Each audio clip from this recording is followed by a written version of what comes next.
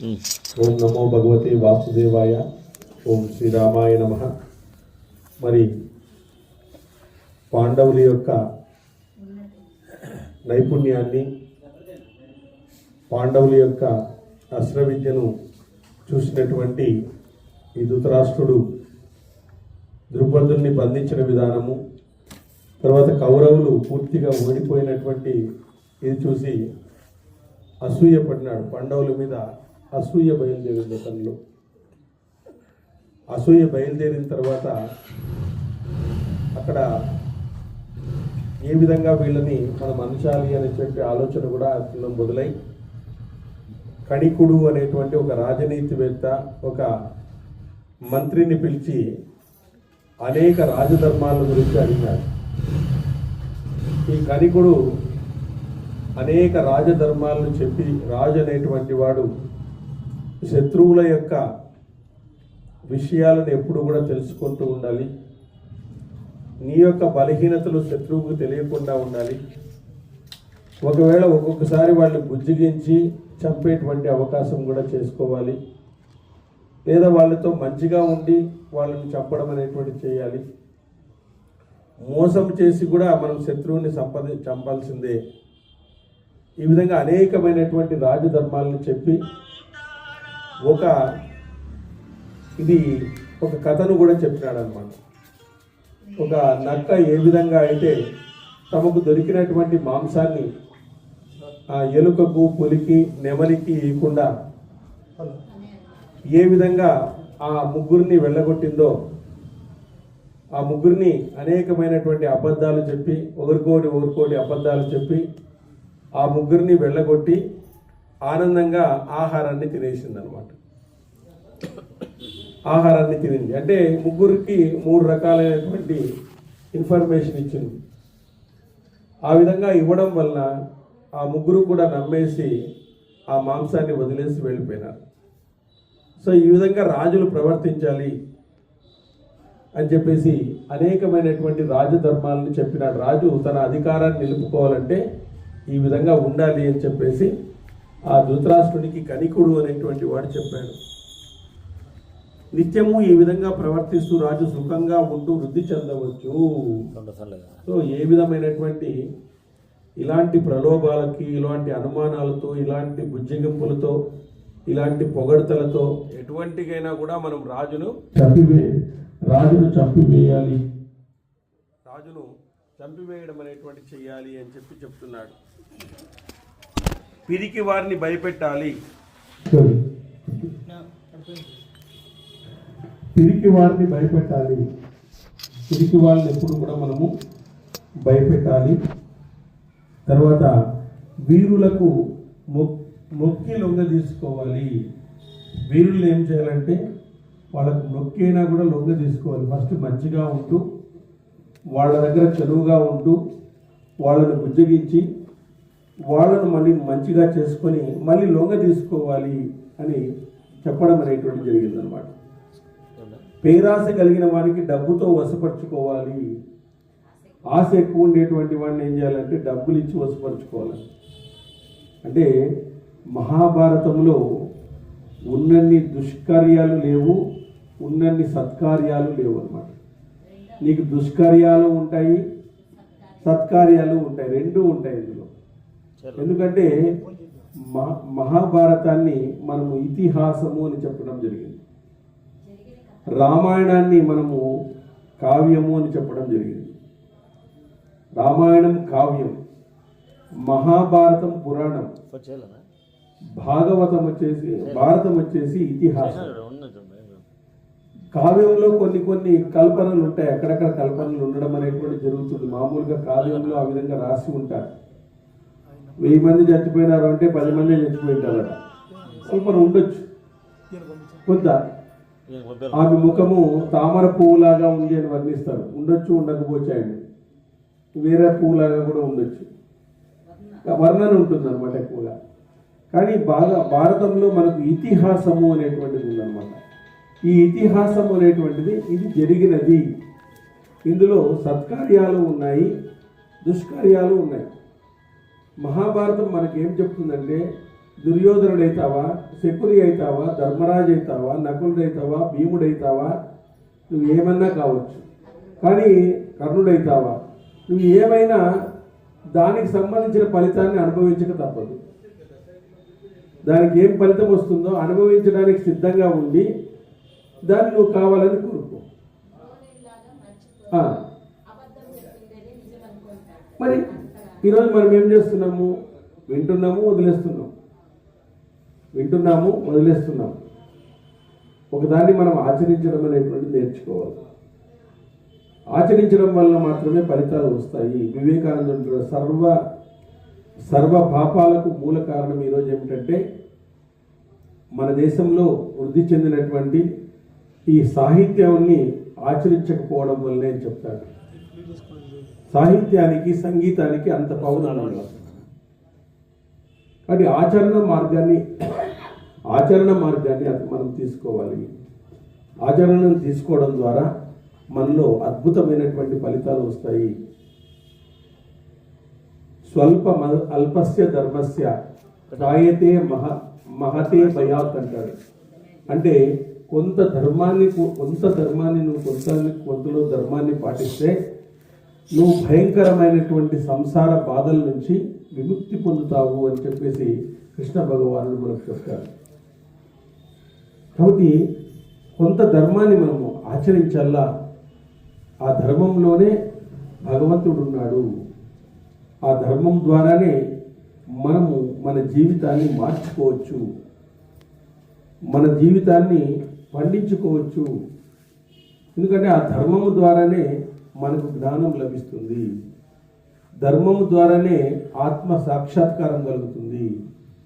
ఆత్మయోగిగా ఉండేటువంటి వాడు లోకంలో ఎన్ని చేసినప్పటికీ కూడా, ఎన్ని జరిగినప్పటికీ కూడా వాడు చెదరడు, బెదరడు. అంత ఇదిగా ఉంటాడు.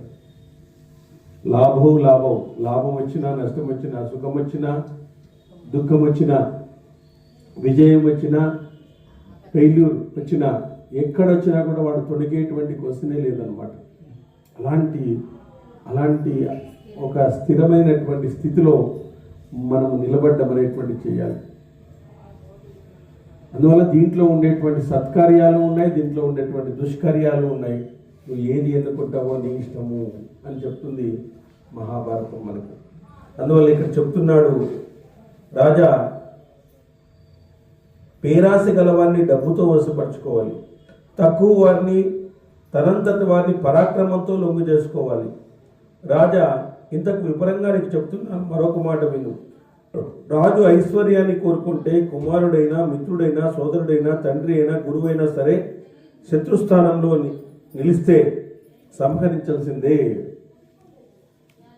వాడు ఎవడైనా కూడా, రాజు ఐశ్వర్యాన్ని కోరుకున్నాడు అనుకోండి, కుమారుడైనా, మిత్రుడైనా, సోదరుడైనా, తండ్రినైనా, గురువునైనా సరే శత్రుస్థానంలో నిలిస్తే సంహరించాల్సిందే. ఇతడు కూడా ధృతరాష్ట్రునికి బాగా ఇచ్చేసేస్తాడు. అనేక రకాలుగా చెప్తున్నాడు. ధనమిచ్చి కానీ, విషమిచ్చి కానీ, మాయమాటలు పన్ని కానీ, మాటలతో బెదిరించి కానీ శత్రువులు చెప్పవలసిందే. తర్వాత ఏ విధంగానూ ఉపేక్షించదగదు. ఇద్దరు రాజుల మధ్య గెలుపు అటు ఇటుగా ఉన్నప్పుడు శ్రద్ధ గలవాడే గెలుస్తాడు. అహంకరించి కర్తవ్యాలను గ్రహించగా దారి తప్పి ప్రవర్తిస్తే గురువైను దండించవలసిందే. అహంకారంతో ఉండేటువంటి ఒక గురువు కర్తవ్యాలను గ్రహించక దారి తప్పి ప్రవర్తిస్తే గురువును కూడా దండించాల్సిందే. నువ్వు అన్నింటినీ గుడ్డిగా నమ్మాల్సిన పని లేదు. గురువు చెప్పినాడు కదా అని చెప్పేసి పెద్దాన్ని గుడ్డిగా నమ్మాల్సిన పని లేదు. కోపమున్నా లేనట్లు కనిపించాలి, చిరునవ్వుతో పలకరించాలి. కోపంలో ఎప్పుడు ఎవరిని తిరస్కరించకూడదు. చూడండి, కోపమున్నా లేనట్లు కనిపించాలి, చిరునవ్వుతో పలకరించాలి. కోపంలో ఎప్పుడు ఎవరిని తిరస్కరించకూడదు. ధృతరాష్ట్ర శత్రువులను దెబ్బతీస్తున్నప్పుడు కూడా ప్రియంగానే మాట్లాడాలి. కొంత ప్రియంగానే మాట్లాడి వాళ్ళకి గొంతు కోయాల్సిందే. నువ్వు కనిపట్టతో గొంతు కోయమని చెప్తాను. బాగా మొదలుపెట్టినారు. దెబ్బతిన్న తర్వాత దయ చూపాలి, అతనికై దుఃఖించాలి, రోధించాలి కూడా. దెబ్బతిన్న తర్వాత వాళ్ళని పోయి పరామర్శించాలి, వాళ్ళ కోసం రోధించాలి. ఆ విధంగా చేయాలి. అది ఉన్నాయి. శత్రువులను అనుసరించి ధర్మాన్ని బోధించి శత్రువులను అనునయించి ధర్మాన్ని బోధించి ధనాన్ని ఇచ్చి మంచిగా వ్యవహరించి బాగా నిదానింపజేయాలి. సమయం వచ్చినప్పుడు ఆ శత్రువు దారి తప్పి ఉంటే సంహరించాలి. మంచిగా ఉండి వాడినంతా కూడా సముదాయించి వాడు దారి తప్పినప్పుడు అని చెప్పేయాలి. ధర్మాన్ని అనుసరించి ప్రవర్తిస్తే తీవ్రమైన అపరాధం చేసిన నీలి మేఘాలు పర్వతాన్ని కప్పినట్లు ఆ దోషం మరుగున పడిపోతుంది. ఎవరినైనా సత్వరమే చంపవలసి వస్తే అతని ఇంటిని తగులబెట్టాలి. రెడీ చేస్తున్నాడు, లక్క ఇంటిని రెడీ చేస్తున్నాడు. వాళ్ళ ఇంటే తగలబెట్టాలి. దరిద్రులను, నాస్తికులను, దొంగలను తన రాజ్యంలో ఉండనీయకూడదు.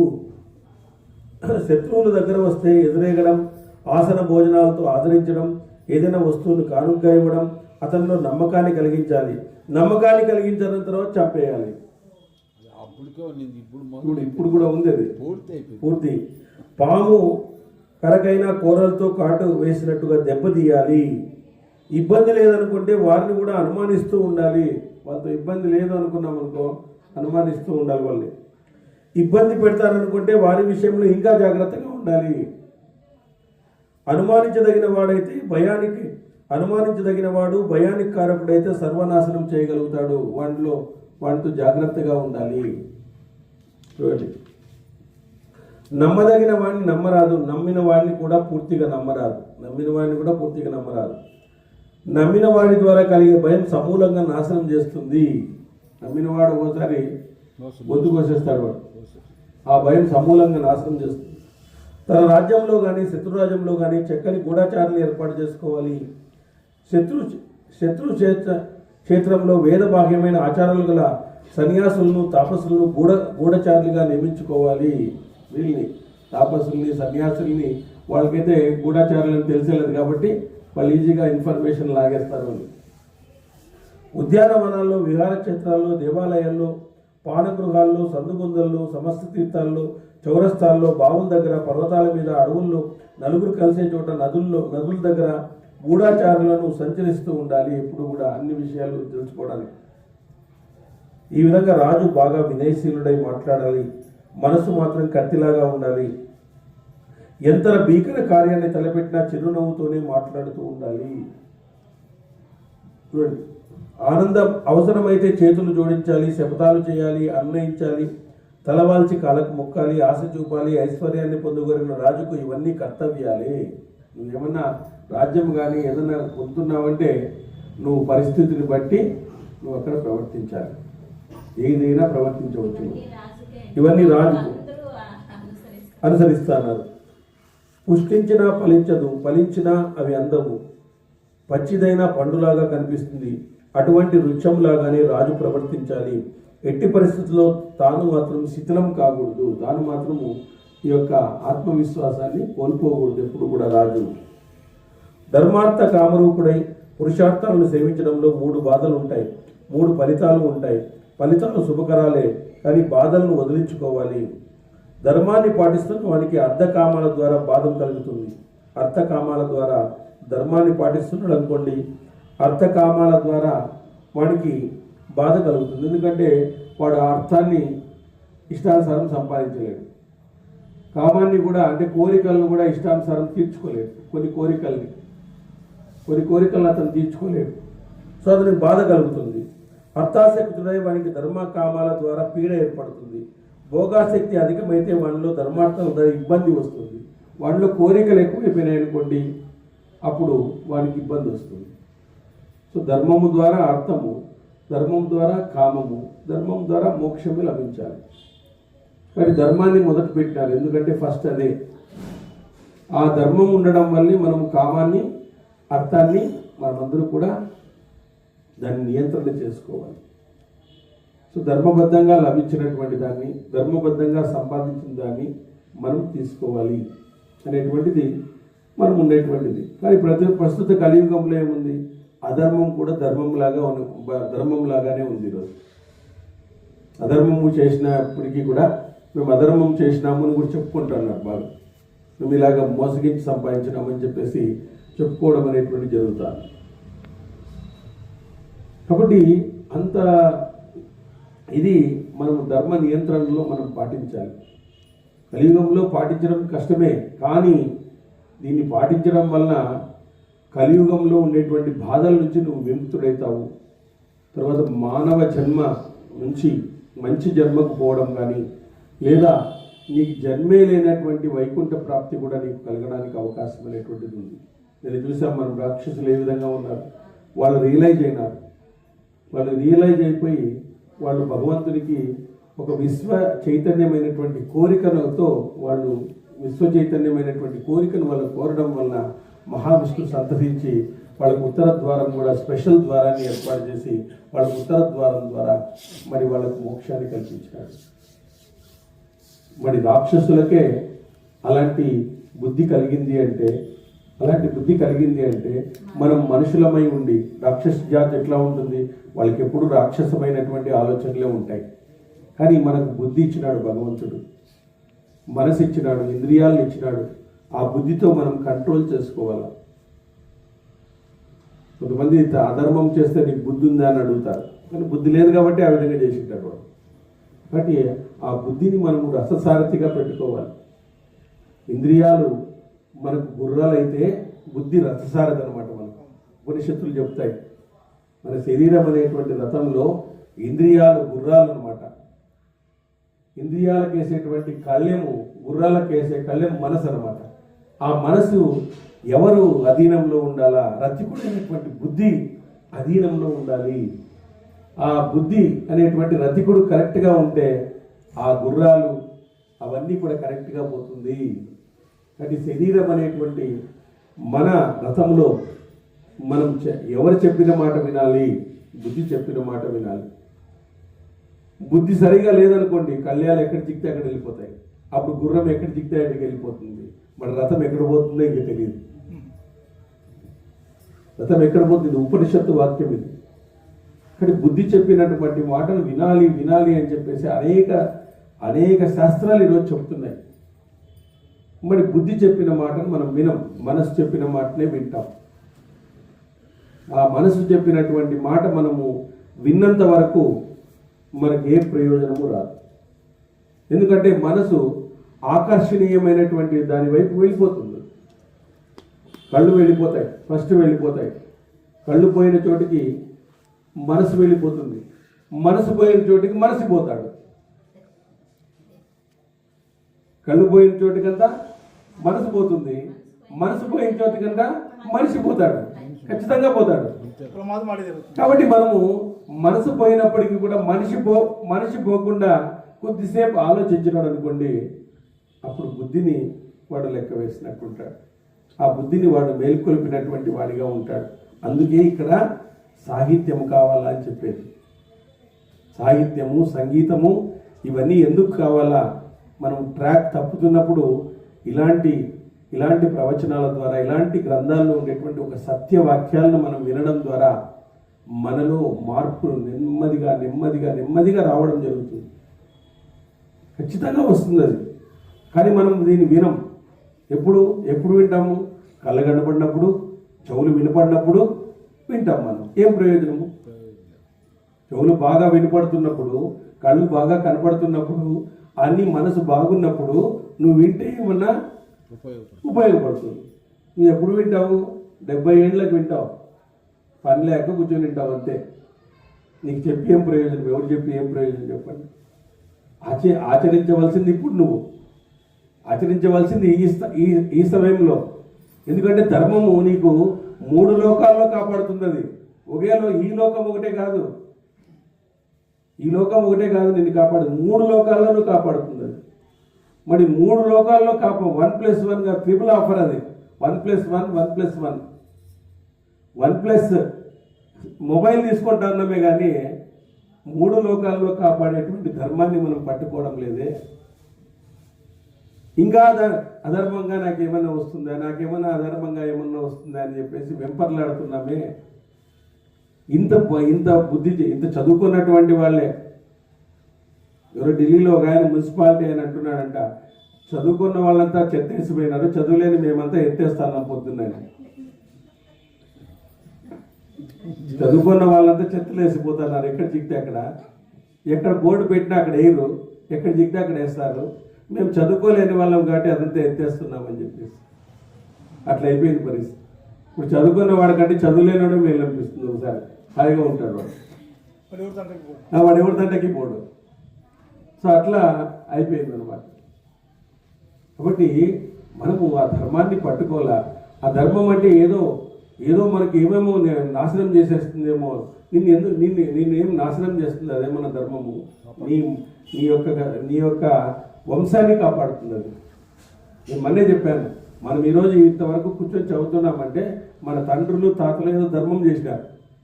ఆ ధర్మం చేసినారు కాబట్టే ఈరోజు మనం కూర్చొంటా ఉన్నాం. వాళ్ళు ఏదో కూడా ఒకటి చేసింటారు. వాళ్ళు ఎవరు తలుచుకునే వాళ్ళు ఉన్నారు కూడా ఇప్పుడు కూడా. మీ తాత మంచోడు అబ్బా, చాలా మంచోడు, మేము బోలా శంకరుడు ఉన్నట్లే ఆయన అని చెప్పేసి తలుచుకునేటువంటి వాళ్ళు ఉన్నారు కాబట్టే మనం ఈరోజు మనం కూర్చుంటున్నాం. కాబట్టి ఆ ధర్మాన్ని పట్టుకోవాలనేటువంటిది తెలుస్తుంది అనమాట. ఎందుకంటే అది మన కోరికలు అలా ఉండాలి. ఒక వ్యక్తి ఒక పెద్ద వాళ్ళ భార్య చెప్పినట్టు, ఆయన చాలా ధనవంతుడు అనమాట. ధనవంతుడు అయితేనే వాళ్ళ భార్య చెప్పినట్టు ఒక మామిడి తోట కొన్నామండి మనమంతా అని చెప్పేసి, మామిడి తోట కొనాలా అని చెప్పేసి కొన్నారంట. మామిడి తోట కొనుక్కున్నారంట. కొనుక్కున్న తర్వాత చాలా మందిని పిలిచినాడంట ఓపెనింగ్ సెరమనీకి. ఇదంతా కొనుక్కున్నాము, ఒకసారి డిన్నర్కి రండి అని చెప్పేసి. అందులో ఒక ఆయన ఎవరు వచ్చి, వాస్తు సరిగ్గా బాగలేదయ్యా ఇక్కడ, మామిడి తోట వాస్తు బాగలేదు అన్నాడు. ఇదేం స్వామి ఇట్లు చెప్తున్నావు అని చెప్పేసి, సరే వాస్తు శాస్త్రవేత్తలు పిలుచుకొని వస్తామని చెప్పేసి ఆయన బయలుదేరినాడట. కారులో బయలుదేరితే కారులో వస్తూ ఉంటే ఆయన డ్రైవింగ్ ఆయన చేస్తున్నాడట. స్వామి ఆపండి అన్నట్టు. ఏమంటే పిల్లలు పోతున్నారు, ఆపండి అన్నట్టు. ఆపండి ఆపినాడంట. మళ్ళీ కొద్దిసేపు పోతే పాము పోతుంది. స్వామి ఆపండి, పాము పోతాను. మళ్ళీ ఆపండి అన్నాడంట. మళ్ళీ ఇంకొద్దికి పోతేనే ఎవరో ముస్లిం అడ్డుకొస్తే ఆపండి, ఫస్ట్ కారు ఆపండి అన్నట్ట. ఆపేస్తారంట. మళ్ళీ అడ్డతో దగ్గరికి పోయినాడంట. స్వామి గట్టికి దిగొద్దండి, ఉండండి, ఇక్కడ పశువులు ఇవి మామిడికాయలు కోసుకుంటా ఉంటాయి, మీరు గట్టిగా హారన్ కొట్టద్దండి, కొద్దిసేపు ఉండండి అంటూనే ఆయన పొద్దుకి మళ్ళీ లేచిన తర్వాత, వాస్తు కరెక్ట్గా ఉందయ్యా, నువ్వు ఎక్కడికి అడగాల్సిన పని లేదు, ఎవరో నీకు రాంగ్ చెప్పినారు, నువ్వు చేస్తుంటే పనిని చూస్తే నీకు వాస్తు కాదు కదా, యా దేవత కూడా నీకు హాని చేయదు, ఎంత ఇదిగా నువ్వు పోతున్నావు, కారు ఆపమంటున్నావు, పాపం వీళ్ళు పిల్లలు పోతున్నారు అంటున్నావు, అక్కడ పిల్లలు గుడ్లు పెట్టుకున్నాయి, గట్టిగా అరచొద్దండి అని చెప్తున్నావు, నీకు ఇంతకంటే ఏముందయ్యా, నీకు భగవంతుడే తోడున్నాడు, యా వాస్తు లేదు పోవయ్యా అన్నాడు. అసలైన వాస్తు అక్కడ ఉందయ్యా, నీకు యా వాస్తు లేదు పో అని చెప్పినాడంట. అట్లా మనము ఆ ధర్మాన్ని మనం నిర్వర్తించాలి. సర్వభూతదయ అనేటువంటి ఒక దాన్ని నిర్వర్తించడం వల్ల అతను ఏమీ చేయలేము అన్నమాట. ఏ వాస్తు ఏమీ చేయలేదు. కాబట్టి అది మనం నిర్వహించడం అనేటువంటిది నేర్చుకోవాలని చెప్పేసి ఇక్కడ చెప్తున్నాడు. గుండాచార రాజు మృత్యువు కారణం వంటి వాడు శత్రువుల మర్మాలను విచ్ఛిన్నం చేయకుండా, దారుణ కర్మలు చేయకుండా మహదైశ్వర్యాన్ని పొందాలంటే వీలు కాదు. శత్రువులను చంపకుండా మనమేమి ఐశ్వర్యాన్ని పొందాలంటే కాదు. శత్రుబలం దుర్బలము రోగస్థము అయి కలతబడి తిండి నీరు దొరకని స్థితిలో ఉండి అంతా బాగానే ఉందని నమ్మి నిశ్చేష్టంగా ఉన్నప్పుడు కూడా వాడి మీద దాడి చేయాల్సిందే మనము. ఈ విధంగా ధనవంతుడు మరొక ధనవంతుడి దగ్గరికి పోడు. పనిలో కృతార్థుడైన వాడు పరుల మైత్రిని కోరడు. కాబట్టి ఏ పనినైనా సరే సగం మాత్రమే చేయాలి. సంపదలు కోరే రాజు అసూయకు లోను కాకుండా సంధికైనా యుద్ధానికైనా ప్రవర్తించాలి. తనను తానెప్పుడు ఉత్సాహపరచుకునేందుకు ప్రయత్నిస్తూ ఉండాలి. అంటే ఎల్లప్పుడూ అప్రమత్తంగా ఉండాలి రాజు అనేటువంటి వాడు. మిత్రుడైనా శత్రువైన రాజు ఏమి చేస్తాడో తెలియకూడదు. ప్రారంభించిన పని సమస్తమైనటువంటి పని మాత్రమే వారికి కల్పించాలి. తన మీద ఏది రానంత వరకు ఏమొస్తుందో అని భయపడుతూ ఏర్పాట్లు చేసుకోవాలి. భయం కారణంగా భయం దగ్గర పడుతున్నప్పుడు మాత్రమే నిర్భయంగా దాన్ని ఎదిరించి శత్రువును దెబ్బతీయాలి. కాబట్టి దండనీతితో లోబర్చుకున్న శత్రువుపై దయను చూపడం అంటే రాజు మృత్యువు ఒడిగట్టినట్లే. కాబట్టి అది కంచెల గాడిద గర్భాన్ని ధరించడం లాగా ఉంటుంది. మనము దండనీతితో లోబర్చుకున్న శత్రువు మీద మనం ఎప్పుడు కూడా దయ చూపకూడదు. భవిష్యత్తులో చేయవలసిన పనిని గురించి ముందుగానే ఆలోచించి తదనుగుణంగా ఏర్పాటు చేసుకోవాలి. సమీపించిన పని విషయంలో కూడా ఆ రీతిగా ప్రవర్తించాలి. బాగా ఆలోచించకుండా ఏ పనిని పరిత్యజించకూడదు. ఐశ్వర్యాభిలాషి గల రాజు దేశకాలాలను అనుసరించి ప్రయత్నపూర్వకంగా కార్యోన్ముఖుడు కావాలి. దేశ కాలాలకు అనుగుణంగా దైవ ధర్మ అర్థ కామాలను సేవించాలి. నీతి శాస్త్రంగా దేశకాలాలే శ్రేయో సాధనలో ప్రధాన హేతువులవుతాయి. శత్రువు చిన్నవాడు కదా అని ఉపేక్షిస్తే తాటిదత్తులాగా ఎగిరి అడవిలో పుట్టిన అగ్నిలాగా అచిర కాలంలోనే మహా నాశనాన్ని చేస్తాడు. కాబట్టి చిన్న పామైన పెద్ద కర్రతో కొట్టాలి. పెద్ద కర్రతో కొట్టాలి. చిన్న పామైనా కూడా దాన్ని పెద్ద కర్రతో కొట్టాలి. కాబట్టి నిప్పురవను మెల్లగా రాసుకున్నట్లు తను కూడా క్రమంగా వృద్ధిపరుచుకుని రాజు ఎదిగి అదనులో శత్రువులనే ఎంత ఇంధనాన్నైనా మృంగివేయగలడు. పెట్టిన ఆశను కాలాధీనం చేయాలి, వెంటనే తీర్చకూడదు. తీర్చవలసిన సమయం వచ్చినప్పుడు ఏదో రకంగా ఆటంకాన్ని కల్పించి వ్యవధి పెంచాలి. తగిన కారణాన్ని చూపి ఆకంటకాలు కల్పించాలి. కారణం యుక్తాయుక్తం కావాలి. మనం ఆశ పెట్టాలి, ఆశను తీర్చకూడదు. దానికి ఏదో ఒక ఆటంకం కలిగిందని చెప్పాలా, దాన్ని వాళ్ళకి మెప్పించాలా, అది కరెక్టేనేమో అనుకునేటట్లుగా వాళ్ళని భ్రమింపజేయాలి. సో ఈ విధంగా లోహంతో చేసిన చురకత్తిని పదును పెట్టి చర్మంలో చుట్టి పెడితే అవసరమైనప్పుడు అది వెంట్రుకలను ఖండించగలదు. అదేవిధంగా రాజు సర్వసన్నిధుడై ఉండి తగిన వేళలో శత్రువులను సమూలంగా నాశనం చేయాలి. ఆ విధంగా కురుశ్రేష్ఠ పాండవుల విషయంలో అయినా ఇతరుల విషయంలో అయినా ఈ రాజనీతిని అనుసరించి ప్రవర్తించాలి. లాస్ట్లోకి వచ్చే పాయింట్లు, నువ్వు ఎవరి విషయంలో ఇట్లే ఉండాల్సిందే. పాండవుల విషయంలోనైనా శత్రువుల ఇతర విషయంలోనైనా రాజనీతిని ప్రవర్తించాలి. నువ్వు మునిపోకుండా ఉండేటట్లు ప్రవర్తించాలి. నువ్వు సర్వ కళ్యాణ సాధన సంపన్నుడు అని అందరూ భావిస్తారు. కాబట్టి మహారాజా నిన్ను పాండురాజుల నుంచి రక్షించుకోవాలి. నిన్ను రక్షించుకోవాల్సిందే నువ్వు. ఎందుకంటే వాళ్ళు మహాబలక్రమవంతులు. మహారాజా నీ తమ్ముని కొడుకులు పాండవులు మిక్కిలి బలవంతులు. వాళ్ళ ఆశామాషి బలవంతులు కాదు, వాళ్ళు మహోన్నతమైనటువంటి దేవతల రూపంలో ఉండేటువంటి వాళ్ళు, మహితాత్ములు. వాళ్ళందరూ కూడా సర్వోత్తములు, మహితాత్ములు వాళ్ళందరూ కూడా అలాంటి బలాత్ములు. కాబట్టి నువ్వు పశ్చాత్తాపడవలసిన అవసరం కలగకుండేటట్లుగా నేను చెప్పిన మార్గాల్లో ఏదన్నా అనుసరించు. ఈ విధంగా పలికి కణికుడు తన నివాసానికి వెళ్ళిపోయినాడు. అప్పుడు కురువంశస్థుడు ధృతరాష్ట్రుడు శోకంతో కలతపడుతూ అన్నీ ఆలోచించుకుంటూ కూర్చున్నాడంట. ఇవన్నీ కణికుడు చెప్పినటువంటివన్నీ కూడా ఆలోచిస్తూ కూర్చున్నాడంట. తర్వాత శకుని, దుర్యోధనుడు, దుశ్శాసనుడు, కర్ణుడు దుర్మార్గులైనటువంటి రహస్య ఆలోచన చేశారు. వీళ్ళందరూ మళ్ళీ మీటింగ్ పెట్టారు. ఎవరు? శకుని, దుర్యోధనుడు, దుశ్శాసనుడు, కర్ణుడు. వారికి రాజైన ధృతరాష్ట్రుని ఒప్పించి కుంతీ కుమారులతో సహా కుమారులతో సహా అగ్నికి ఆహుతం చేయాలని తలచారు. ఎంత దుష్టబుద్ధి చూడండి.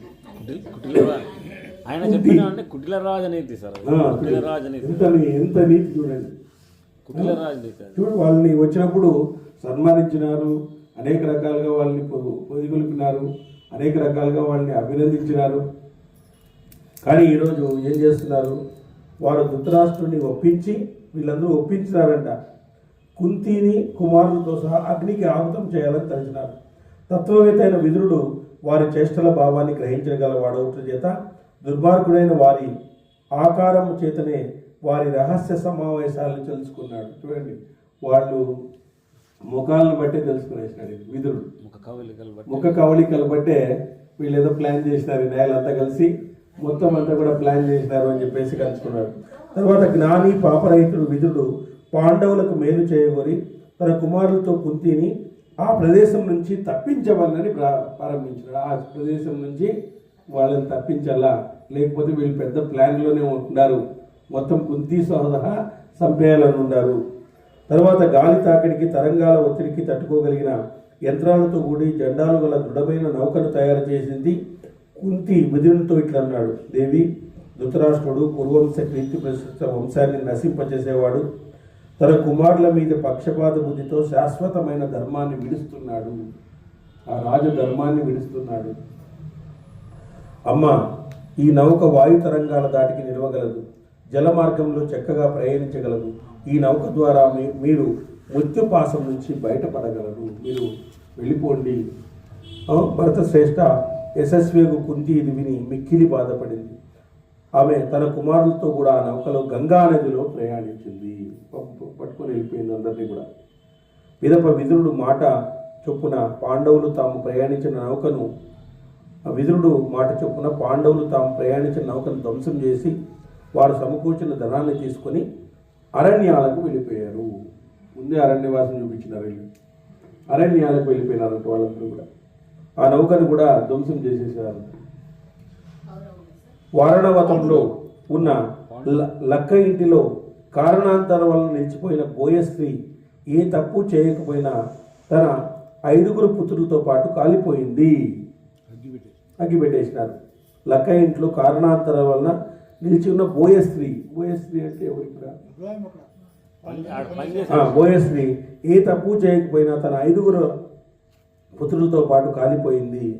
శాషి మెచ్చేదముడు ఆయన పురోహితుడు లక్క ఇంటిలో కాలిపోయాడు. దుర్మార్గులైన ధృతరాష్ట్ర పుత్రులు వారి అనుచరులు మోసగించబడినారు. విదురుని సలహాతో మహాత్ములైన కుంతీ కుమారులు తల్లితో సహా విముక్తి పొందినారు. వారు ఏ విధమైన హాని పొందలేదు. జనసామాన్యానికి వారి వివరాలు తెలియలేదు. వారణవతంలోని జనమంతా కాలిపోయిన లక్క ఇంటిని చూసి దుఃఖితులై పాండవుల కోసం పరితపించినారు. జనమంతా కాలిపోయిన ఇంటిని చూసి అయ్యో పాండవులు నింటే ఈ విధంగా జరిగేది కాదు, వాళ్ళంతా పాండవుల గురించి కూడా దుఃఖించినారు. ధృతరాష్ట్ర దుఃఖించినారు. వాళ్ళు దుఃఖించినారు. దుఃఖితులై పాండవుల కోసం పరితపించినారు. లక్క ఇంటిని చూసి దుఃఖితులై పాండవుల కోసం పరితపించినారు.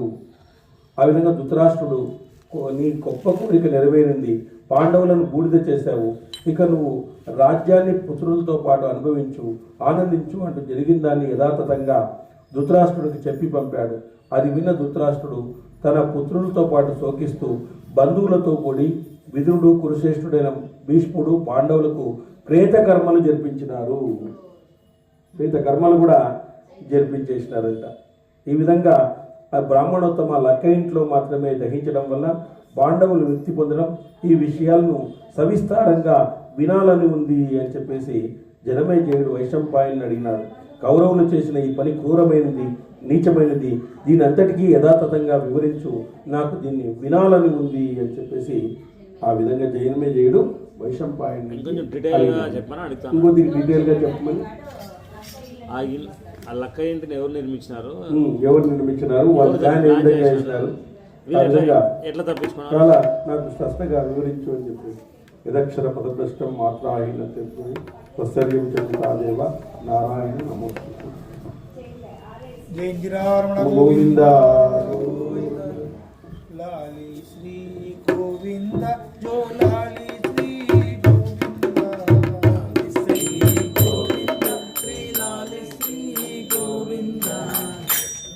హారతి గోవింద మంగళ హారతి గోవింద హారతి గోవింద మంగళ హారతి గోవింద స్వామి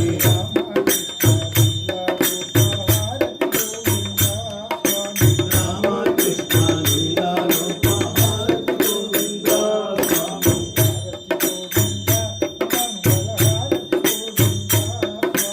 హారతి గోవింద మంగళ హారతి గోవింద స్వామి హారతి గోవింద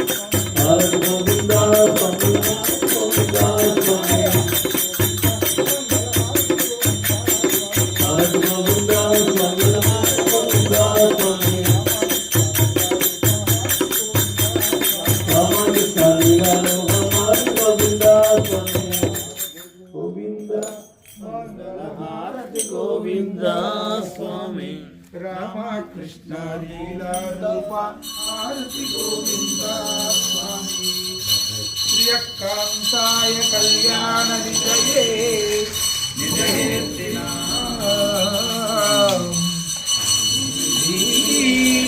శ్రీనివాసాయ శ్రీనివాసాయ మంగళం నిత్యాయ నిత్యాయ సత్యానంద